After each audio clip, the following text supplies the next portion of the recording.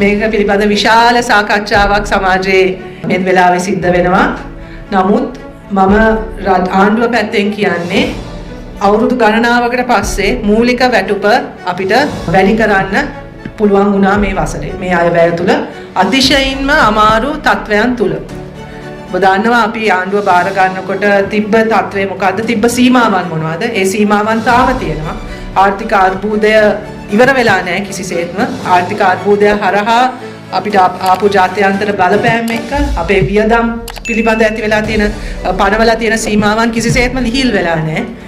මේ සියලුම තත්ත්වයන් තුල වුණත් අපි ආණ්ඩුවක් හැටියට තීරණයක් ගත්තා රජයේ සේවයට කාලයක් තිස්සේම හිතන්නේ 2009න් පස්සේ වගේ මූලික වැටුපේ වෙනසක් වෙලා නැහැ. මූලික වැටුප වැඩි විය යුතුයි කියලා. ඒ පදනමේ ඉඳගෙන අපිට තිබ්බා යම් මුදලක් අපිට මේ වෙනුවෙන් වැය කරන්න පුළුවන්.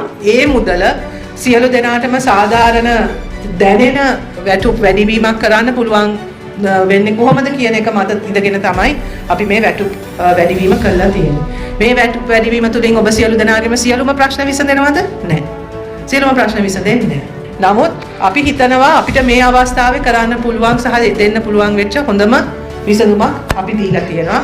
අපි බලාපොරොත්තු වුණා ගුරුවරුන් සහ විදුහල්පතිවරුන් ඉහළම රජයේ ශ්‍රේණි 10න් ඉහළම තැනකට ගේන්න.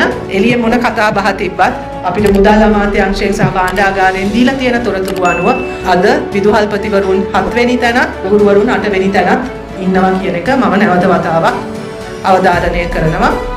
ඒක හරහා අර විශේෂයෙන් විදුහල්පතිවරුන් ගුරුවරුන්ගේ වැටුප් විෂමතාවයට සම්පූර්ණ විසඳුමක් ලැබිලා නැහැ.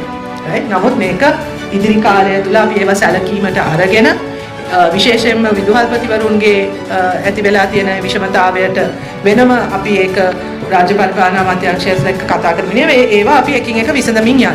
ඉතින් ඒ නිසා හැබැයි දැන් අපි රාජ්‍ය සේවය මෙහෙම ක්‍රමානුකූලව උන්ගේ වෘත්තීයභාවය ඉහළ නගා සිටුවීම වෙනුවෙන් වැටුප් වලින් විතරක් නෙවෙයි අපිට අවශ්‍යයි ගුණාත්මක භාවයක් දියුණු කරන්න. ඒක අපිට අතිශයින්ම වැදගත් දෙයක්.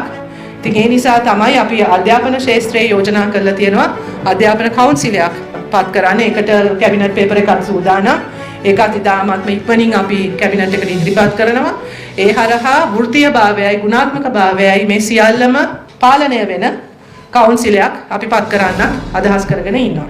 ඒ වගේම තමයි අපි හිතනවා මේ ධාරිතාව වැඩි කිරීමේ වැඩසටහන capacity building විශේෂම අධ්‍යාපන පරිපාලන ඒ සර්විස් එකේ සේවාවේ ඉන්න අයට විශාල වශයෙන් පුහුණුව සහ ධාරිතාව වැඩි කිරීමට මැදිහත් විය යුතුයි කියන එක මොකද අපි ඉදිරියට 2026 ක්‍රියාත්මක කරන්න නියමිත අධ්‍යාපන ප්‍රතිසංස්කරණ ඒ අධ්‍යාපන පරිවර්තනය තුළ අපිට අවශ්‍යයි ධාරිතාව තියෙන ඉහළ කුසලතා තියෙන දියුණු ආකල්ප තියෙන සහ ඔක්කොටමත් වඩා කිසිම දෙයකටත් වඩා හොඳ පපුවක් තියෙන ස්පිරිට් එක තියෙන මානව සම්පතක් අපිට අවශ්‍යයි. හොඳ හදවතක් දරුවන් වෙනුවෙන් අධ්‍යාපනය වෙනුවෙන් අවදි කරගන්න පුළුවන් කණ්ඩායමක් අපිට අවශ්‍යයි. අපි දන්නවා ඒ අය මේ අතර ඉන්නවා. ඒ අයට ඒ ධෛර්යය දීලා අවස්ථාව දීලා අධ්‍යාපනය වෙනුවෙන් නිදහස්ව මැදිහත් වෙන්න මේ අපේ රටේ අධ්‍යාපන පුනරුදයක් ඇති කරන්න. ඒ හැකියාව තියෙන කණ්ඩායමක් අපිට අවශ්‍යයි. ඒ වෙනුවෙන් අපි ආයෝජනයක් කරනවා. එතකොට එන අවුරුද්දේ 2026 තමයි අපි මේක ආරම්භ කරන්න බලාපොරොත්තු වෙන්නේ.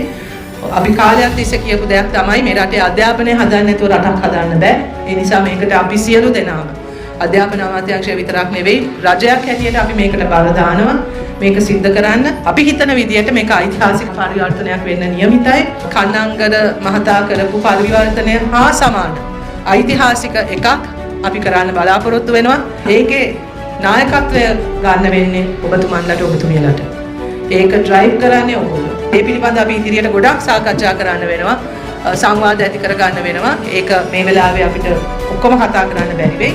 නමුත් ඒ සඳහා ඔබේ සහභාගීත්වය සක්‍රීය සහභාගීත්වය මේ වෙලාවේ මම ඉල්ලා සිටින්නේ මේක නිකන් අර වෘත්තීය වගකීමකට එහා ගිහිල්ලා පුරවැසි වගකීමක් හැටියට බාර ගන්න. මේ අධ්‍යාපනයේ සිද්ධ වෙන ඒ ඓතිහාසික වෙනසේ නායකත්වය දරන්නේ ඔබ. එතකොට ඒ ඉතිහාසය ලියවෙන්නේ ඔබෙන්.